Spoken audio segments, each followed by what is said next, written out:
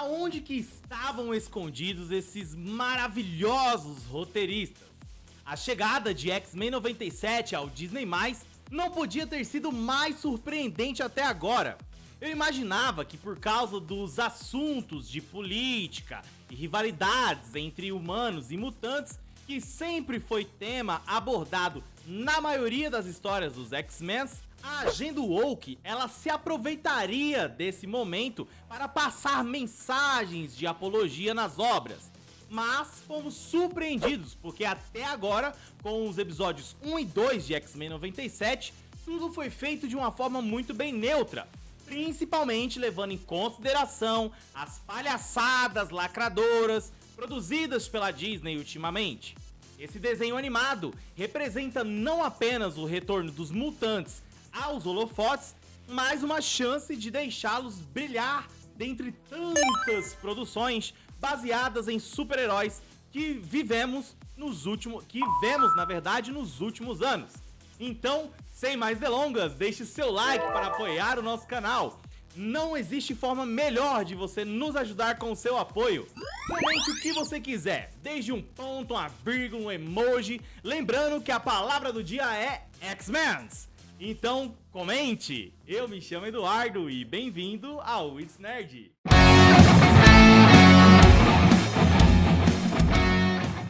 E aí, caro telespectador? A estreia dos primeiros episódios de X-Men 97, a Marvel se superou com a animação magnífica.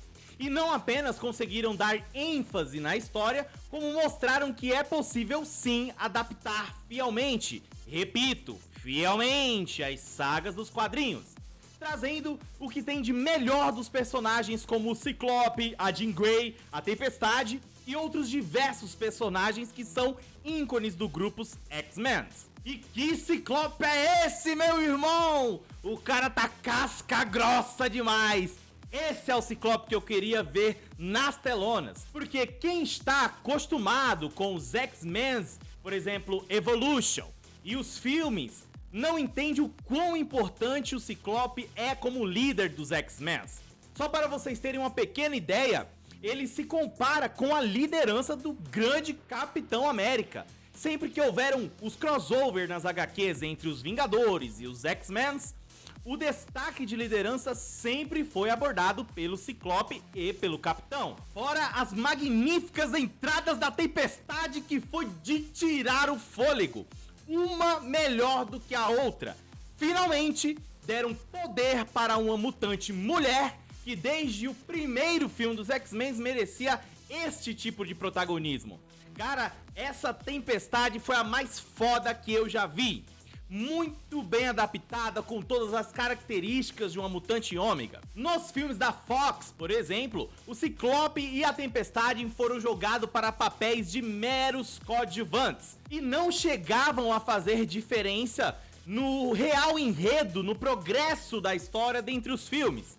E nesse desenho, ambos são a alma do grupo, literalmente.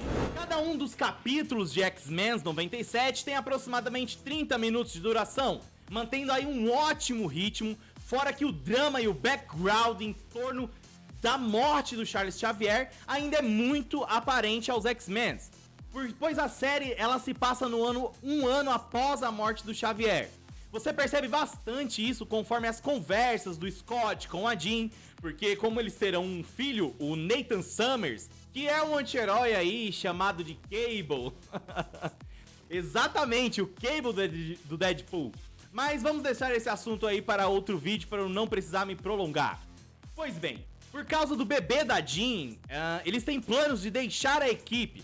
Porém o Scott ainda está muito inseguro em fazer isso, porque a equipe ela parece bem bagunçada e perdida, ou seja, sente muito a falta da liderança do Xavier, que era o cabeça da patota, além de ser um grande pai para todos os mutantes. Com esse novo grupo, que inclusive trouxe o Morpho como um dos personagens antagonistas da série, eu me surpreendi muito positivamente quando ele se transforma em vários personagens, querendo ou não, é um puta fanservice pra quem é fã de X-Men. Ele se transforma na Psylocke, no Colossus, aquela cena do resgate no primeiro episódio, quando o Sentinela ataca o jato dos X-Men, o Morph se transforma no Arcanjo para resgatar o Wolverine. Aquilo é simplesmente maravilhoso.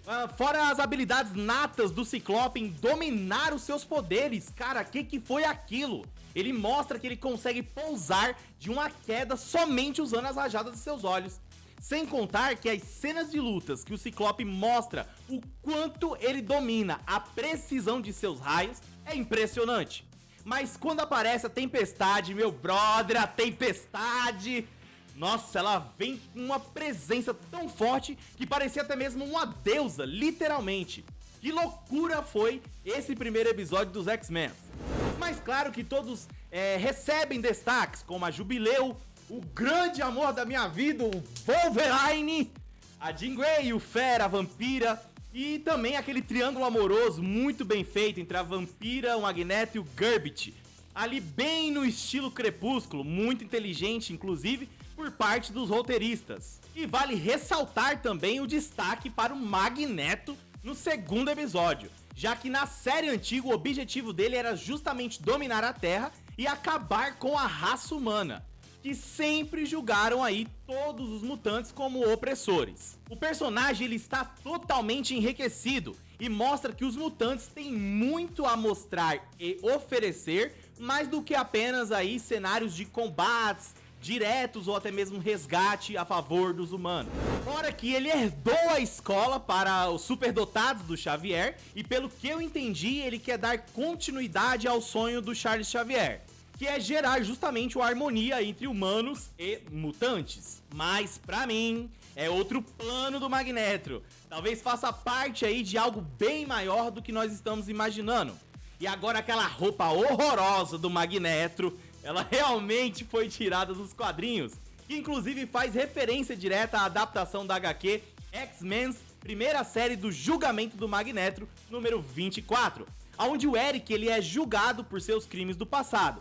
E olha que eu adorei o cabelão do Magneto, mas sinceramente ele tá parecendo uma bichona! Tá a cara da mãe Lucinda da Avenida Brasil. Quem aí lembra dessa personagem? Cretino! Em relação à animação, eu acho que faltou muito capricho. Falta mais sombras, mais degradê nas cores dos uniformes. Tá tudo muito vivo, muito colorido, como se fosse um paint do computador. Fora que a taxa de FPS me incomoda um pouco. Eles poderiam ter desenhado mais quadros para não parecer que os caras estão aí se movimentando em stop motion, só que de alta velocidade. Tá muito estranho, falta muito mais capricho nessa parte em relação à edição do desenho, né? Mais quadros de FPS. Sendo bem honesto, eu acredito que todos devem dar atenção ao desenho animado, porque está bem produzido e bem escrito também. Espero que a qualidade dos episódios não caiam. Vi muito discursinho lacrate também, principalmente no discurso do Magneto na ONU.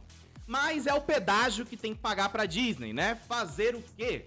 A obra promete surpreender bastante nos próximos episódios, principalmente com aquele final do segundo episódio que aparece a outra Jean Grey. Aquilo foi maravilhoso, sem exceção. Pelo que é visto nos 2 primeiros episódios, teremos aí o clássico dos anos 90 voltando aí em toda a sua glória. E claro que a produção mais honrosa que a Disney já fez até agora em relação às histórias de super-heróis que foram adaptadas no cinema e nas séries até hoje. E esse foi o vídeo de hoje. Telespec, muito obrigado pela sua companhia até aqui. Deixe o seu gostei aqui embaixo para ajudar a fortalecer o nosso canal. Comente o que você não gostou do nosso vídeo, por mais que seja uma crítica, complemento ou sugestões, é sempre muito importante a sua opinião para o crescimento do nosso canal. Curte, comenta e compartilha, seja um inscrito do It's Nerd e até o próximo vídeo.